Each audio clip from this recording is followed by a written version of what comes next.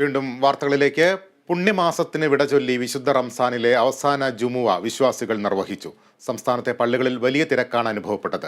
ഭൗതികമായ കാര്യങ്ങൾക്കൊപ്പം ആത്മീയമായ ജീവിതവും വിശ്വാസികൾ മുറുകെ പിടിക്കണമെന്ന് കാന്തപുരം AP അബൂബക്കർ മുസ്ലിയാർ പറഞ്ഞു.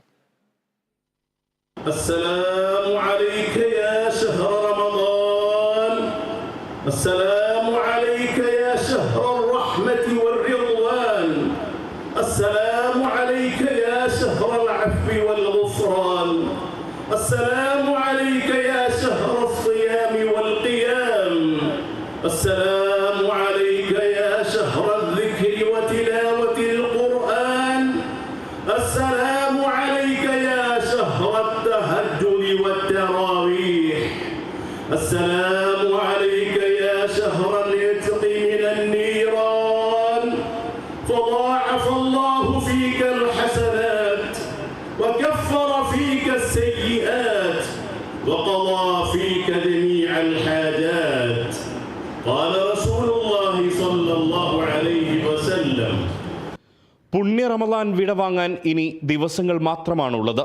വിശുദ്ധ റമദാനിലെ അവസാന വെള്ളിയാഴ്ചത്തെ ജുമാ നിസ്കാരത്തിന് അതുകൊണ്ട് തന്നെ പള്ളികളിൽ വലിയ തിരക്കാണ് ഉണ്ടായിരുന്നത്.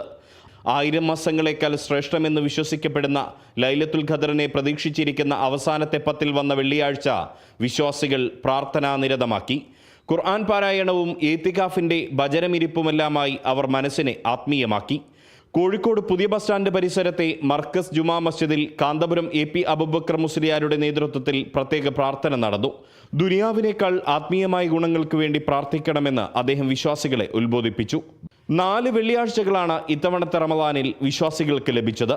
പകൽ വ്രതാനുഷ്ഠാനവും ദാനധർമ്മങ്ങളും കൊണ്ടും രാത്രി തറാവീഹ് നിസ്കാരമടക്കമുള്ള പ്രാർത്ഥനകൾ കൊണ്ടും ഖുർആൻ പാരായണത്താലും മനസ്സും ശരീരവും ദൈവത്തിലർപ്പിച്ചാണ് ഓരോ വിശ്വാസിയും ഈ ദിനങ്ങളിലൂടെ കടന്നുപോയത്. Riyas KMR, Kerala vision news, Kozhikode.